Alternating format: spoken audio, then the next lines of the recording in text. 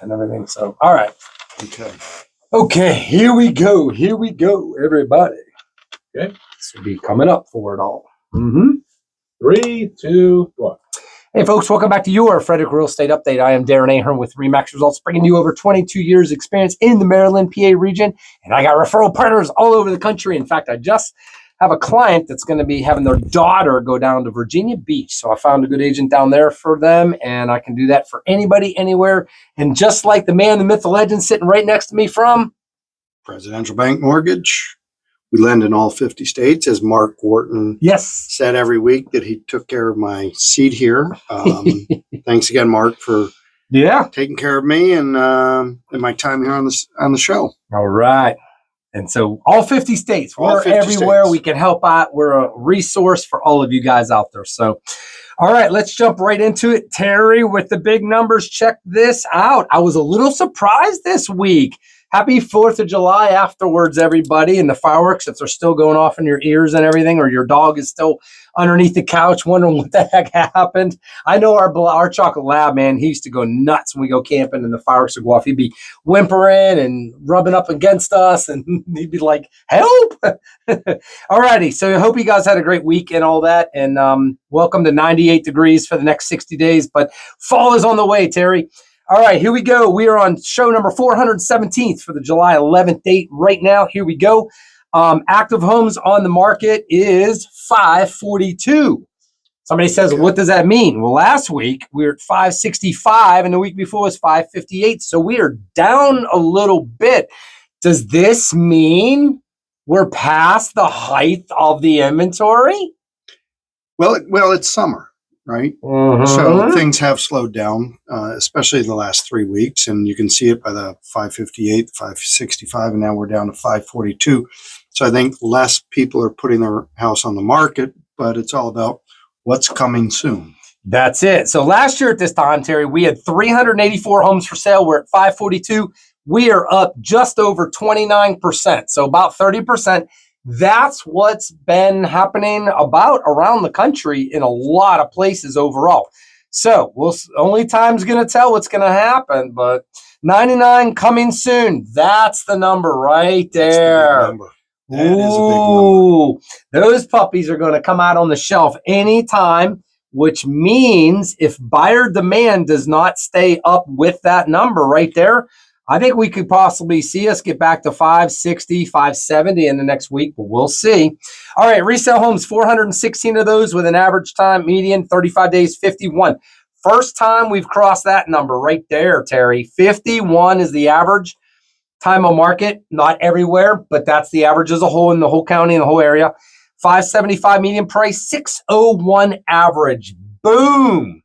That's a first right there, too. So I talked to Kenny McLean this morning, our main appraiser, and he sent me a couple little things here. And we've had a little bit of an upswing here, it looks like, in values, but it's still slowing down overall. When you look at the big picture, we're not near where we were. Resale single-family homes, 254, 54 days, 629 median, and 696 average price. Condo resales, 161 of those at 45 days and a 438 price and 449 average. New construction, 127. We got new homes that have come out, T. That's great. That's about 10 or 12 from last week up. 71 single family homes, 736 median price and 831 average. So it's hanging on by a thread still. 47 townhouses at 507, and that's the average. So there again, it's up just a tiny bit. We were right around 500 to 505. Now we're at 507 on brand new ones. So under contract, 463, 365 of those. One for every day is a resale with a 33 average day on the market with a 525 resale median price and a 569 average. 98 brand new builds are under contract there. And we got 56 single family homes at 947 average. The problem with that, Terry, the reason why that is like so elevated is because you've got some of these homes that are 1.4, 1.5, 1.6 million being advertised on Vital Road up in Middletown. I just had a client this last week call me. They live in Middletown. I helped them buy a brand new home over by the high school right there. About 8 years ago, I'd have to look back. And they're interested. There is a subdivision, small one. It's 7 lots. They're all like 2-3 acres plus. There's going to be 7 homes built there off Vital Road. And you have to put in a 2,500 square foot minimum size home and this and that and all these neat little covenant things are built in. And guess in Atlantic Homes, Mike Baldwin's building those. Guess how much the average price of these homes are going to be up on those 7 lots? You just take a wild guess. 1.15. A little higher than that. 1.2. A little higher than that. 1.25. Higher. 1.35. Really? Yeah. So this is what's happening. These brand new homes outside of Frederick a little bit that are on these 2, 3, 5 acre lots that have a minimum square footage and all these covenants that are requiring, like you can bring your custom builder or you can have Atlantic Homes or Oliver or whoever, Devil Biss or anybody else. But the bottom line is by the time you do these homes to what the covenants require, yeah, you're at 1.3 million.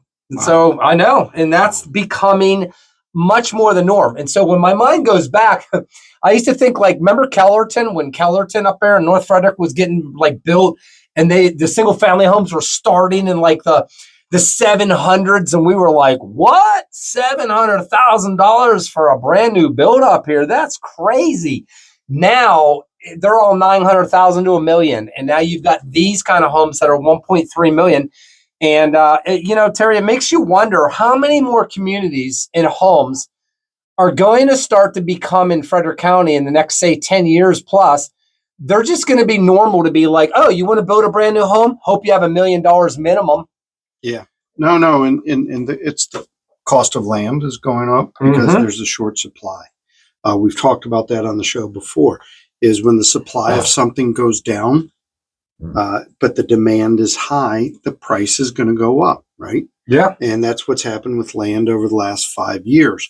And you've seen, the cost of land going up, cost of land developing going up. So the cost of the lots, finished lots are going up, pushing homes over $1 million.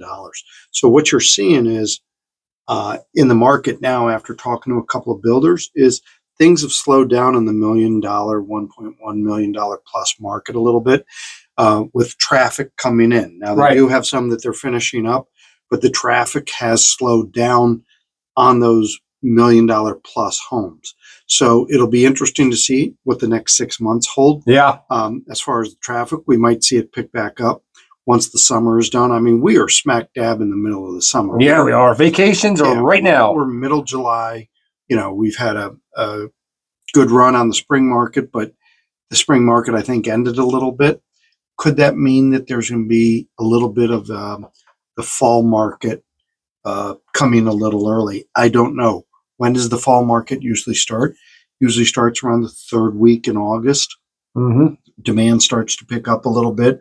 Once the kids get back into school, we see a little bit of a demand. So, it'll be interesting to see what the next 2 months holds, especially with the interest rates. With all the speculation about interest rates. That's where it's going to lie. So new construction, 47 townhouses at 507. We talked about under contract, 463.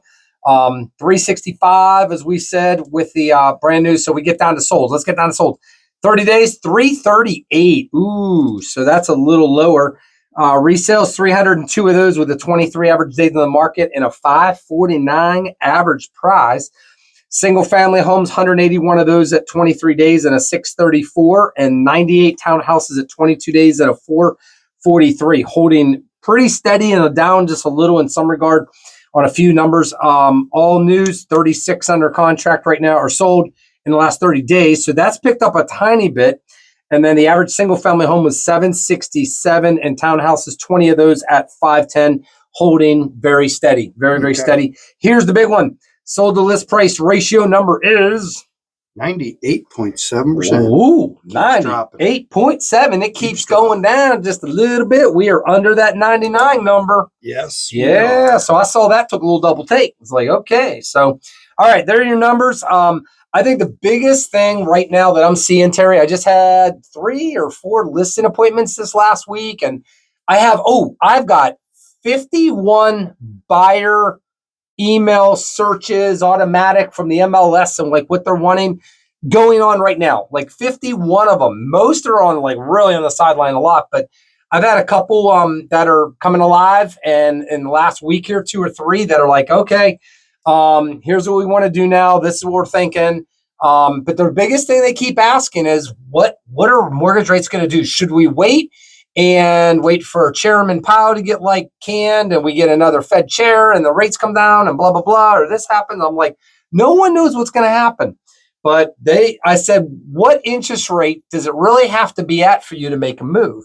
And a lot of people I'm learning, Terry, is the buyers, they don't know that 0.25% is like $40 or $30 on your mortgage, $1 a day, right? So once they start to like see what the actual difference of 1/4 or 1/2 point means, they're starting to realize, in my opinion, more and more that, oh, I thought it'd be a lot more than that. And that's when they start to realize, oh, until rates get down to like 5.5 or 5, we're not really feeling like there's a really big savings. So why would you almost wait? Because I think a lot of buyers are starting to realize getting down to 5.5 or 5, that's going to be extremely a big feat, it feels like right now. But even if that happens, their problem is not the rate. The problem is how many of their buyer friends that are on the sidelines too are going to jump into the swimming pool all at the same time, which is going to jack prices up sky high, and it's going to keep it from declining a little or being flat. And then they go, oh, that's not a good move. We don't want to get into bidding wars again and all that stuff. So it goes back to that seesaw thing. So what are your thoughts? And give us some news and updates. So what we're taking a look at, Darren, is last week the jobs numbers came out. Oh, forgot about that. We added 147,000 jobs to the job market, which is lower than we'd been seeing. But what happened is it actually added enough jobs to drop the unemployment rate from 4.2 to 4.1. Wow. So we had some momentum in the bond market. The bond market was going down. The 10-year Treasury yield, which we base our rates off of, was actually going down. That momentum ended when the good news, and I'm saying good news, of unemployment came out, right? Right. So it's kind of becoming a stalemate. And you talked about Chairman Powell getting, replaced or whatever the case may be. The Federal Reserve is an independent of the federal government. Yep. It is not a federal government agency. Just to be very clear there. And I've said this before on the show when I was at Frostburg in 1984 with Dr. Day. He said, don't ever be fooled to let somebody tell you that the chairman of the Federal Reserve is not the most powerful person in the world, because he is the most powerful person in the world. Yep. And I think that's what we're seeing right now, is that there's some headbutting, okay? President Trump wants rates to come down as everybody else does. He's trying to force the issue. What is going to happen is, I don't think he's going to replace, and I don't even know if he has the ability to replace Chairman Powell, okay? If Chairman Powell's going to end his tenure as the chairman in May of 2026. Oh, okay. So that's when it's up. Okay. Almost 11 months from now. Okay. But what Trump is considering is naming a shadow chair until the current occupant sitting in the real chair basically his term expires. So that will be totally unheard of. And that will be something that, remember, this is not a federal agency that we're talking about, that he can go in and close and do whatever. This is actually the Federal Reserve, and he's looking to put somebody in there in a shadow chair to help put pressure on Chairman Powell to lower rates. Okay. Okay.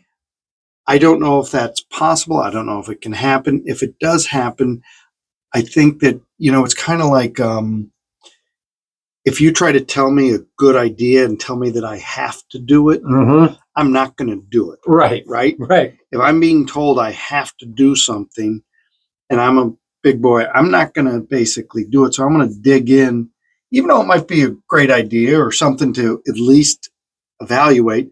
I'm going to dig my heels in and say, absolutely not. I'm afraid we're going to get to that point. We've already started to see that a little bit, where, Chairman Powell is saying, well, we might even have to raise rates because of, the tariffs and the inflation that the tariffs going to cause. So things are just in a lot of turmoil. And I think a lot of it, Darren, is emotional turmoil. Yeah. It's not like, the markets are crashing or anything like that. I think it's just a lot of emotions are running, and they've got to figure this out, and they've got to, they got to do what they're supposed to do, Yeah. And so do I see rates coming down? Like I said, I'm going to stick to the next, and I forgot that's in to look August. up, yeah. Yep. August, taking a look at getting a cut at the next meeting. Yeah. Because once again, I said that you got to cut rates ahead of when you think you're going to need to cut rates. Oh, yeah. If you don't do it then you're going to get behind the 8 ball, and then all of a sudden you're going to have to cut. And it's going to make you look like, you did when you had to raise. When they didn't, when they sat on their hands with transitory inflation, that caused a lot of the problems that we have. So I believe that they have to start cutting. That will eliminate some of the emotional turmoil that's going on in the markets right now. Everybody's kind of looking for direction. Everybody's kind of looking for, something to hang their hat on. So that's kind of what's going on. Demand is up. Yeah, it is. I'd say the last week it's come up a little bit. Demand is up. So people are anticipating that rates are coming down. So demand is up. Obviously, we're going to see 99 more homes coming soon. Yep. So maybe the supply might tick up a little bit again. So, we're not in a bad situation here. Okay. Is it slow? The normal, yes. Oh, yeah. What we're also seeing is and this kind of breaks my heart, is we're seeing a rise in demand for cash out refinances. Oh, yeah. The debt giving stuff. up the 3.0% or the 2.5% because they've got the debts growing. And that's kind of scary right now. FHA, we're seeing more and more cash out refinances with FHA. We're still seeing a lot of home equity loans, but home equity loans are fine. They're just a bridge. But when somebody's going to give up their rate of 2.5 to get 7% to take cash out, that I don't like seeing that trend. So that's kind of what's going on in the market. Yeah, good stuff. Yeah, out of the 4 listings or so this last week, one of them I was surprised it was a little bit of an elderly lady that's been there a long, long time. Of course, I walk in and I'm assuming sort of, and she wasn't sure, but she did. I knew it ahead of time because I'd asked her the right questions, but she didn't know exactly how much. And is like, yeah, I have a mortgage. I've been here 30 years in Walkersville at the townhouse, but I do have a little bit of mortgage, and I'll get that for you. So it's one of those things, like you said, I never ask like medical or their children or this or that. It could be a gazillion things that they had to refinance to take cash out, whereas in normal circumstances, you'd just assume it'd be paid off. But there's a, refinance done before, or there's already a second mortgage in place. So that's a question we have to ask a lot more and more, but interesting. This has been a wild week, Terry. Let me share this. I want to finalize some of this stuff here. I shared a little bit about the seller of the pricing. All I can say is, Terry, after this last week, sellers are massively in denial of the change of the market. I mean, they are I wouldn't say it's in the height of denial, but boy, oh boy, is it building, that they just, God bless our sellers out there. They just don't know what they don't know yet, because Zillow says one thing, this says another. The neighbor said this, the house across the street a year ago sold for this happened here, that happened there. I put in 2 ceiling fans. It's $1 million now. I've heard it all. It's amazing. Standing on the shore at the beach, do you see that boat way out there? Yeah. That's the one you missed. Yeah, that's the one you missed. That's the one you missed. So I want to recap real quick, Terry. Seller's greatest fear when selling is you're going to tell me that I'm going to have to give my home away.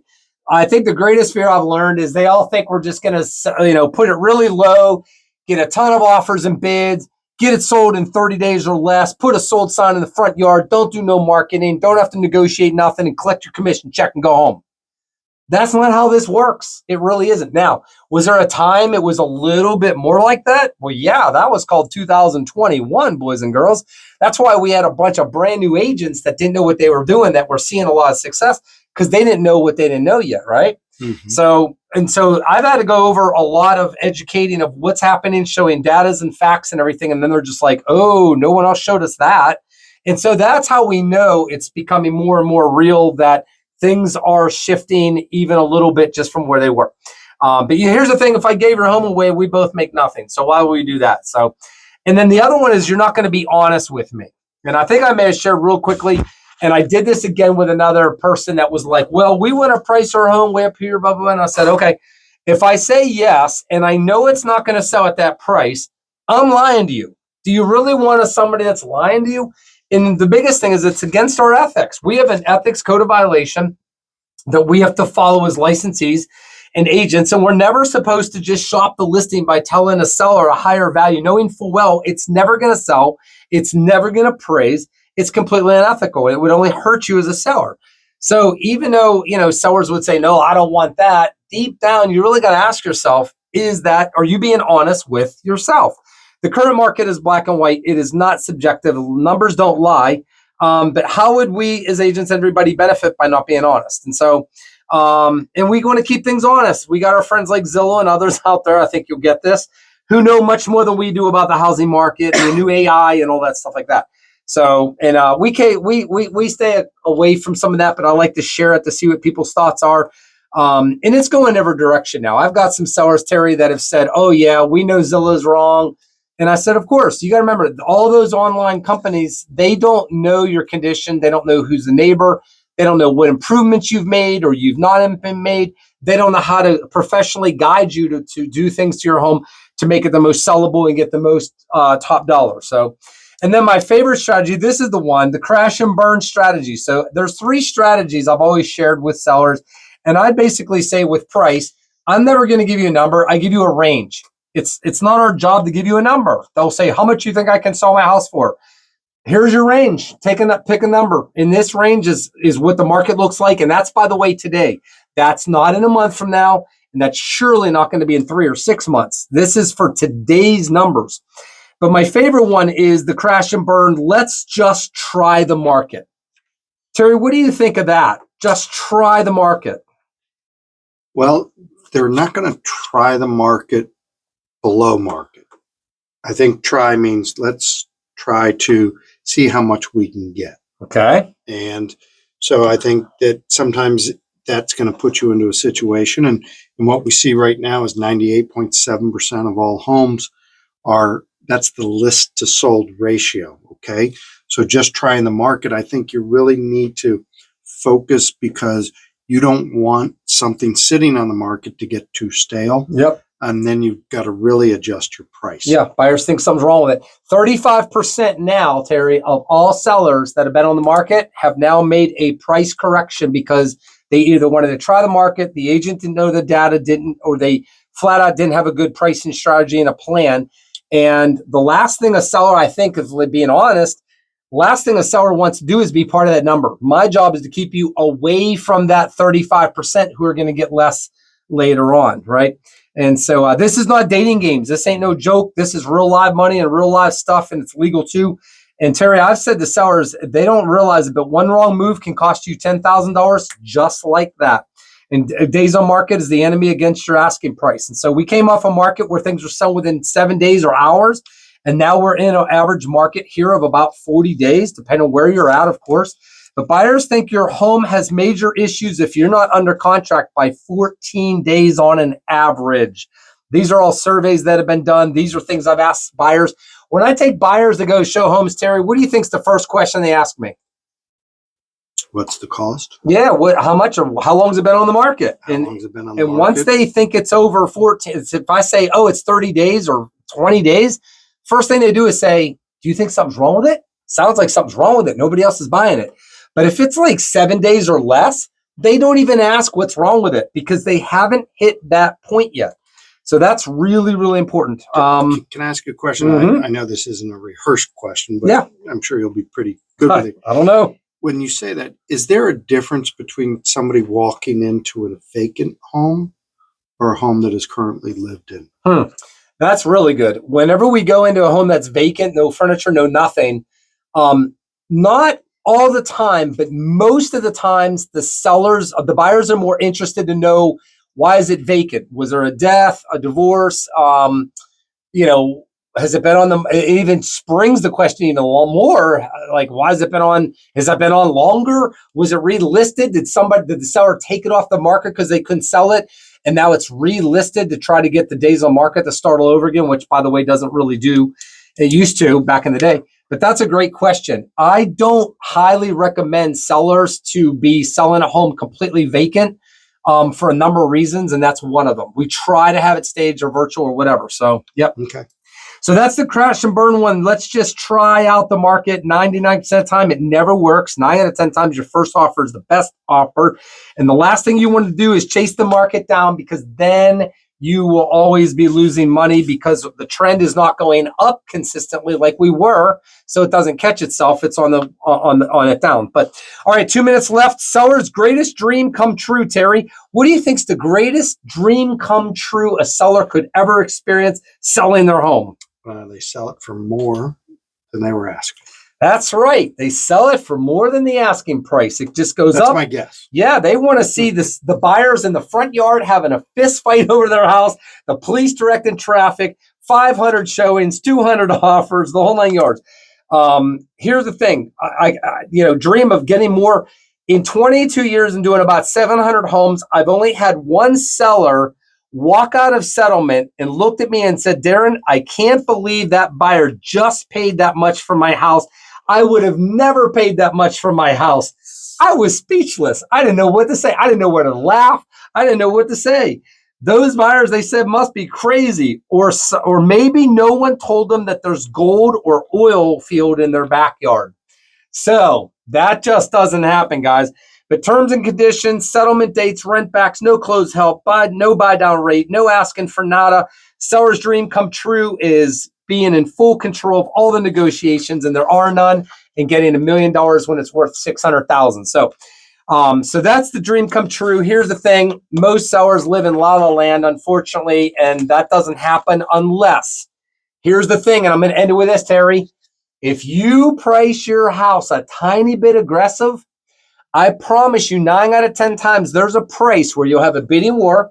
It goes up, up, up, up, up. And now we have to worry about an appraisal issue because there's no data to support it. And all those neat little negotiating items, a lot of those could be thrown out the window. If you don't believe me, we actually had that happen in 2020, 21, and 22. Okay. All right, guys. So a lot of good stuff is happening. We're here for you. Thank you guys so much for tuning in each and every week. Go into WFMD in the drop-down menu under your Frederick Real Estate, and you will now see 417 past programs. So you guys take care. Have a great rest of the time here this weekend. Happy buying and selling, and we'll see you next time on your Frederick Real Estate Update. Okay. All right, guys. Good to see you. Stay out of the 98 degrees. Stay cool. And Terry and I are always here for you. Take care now.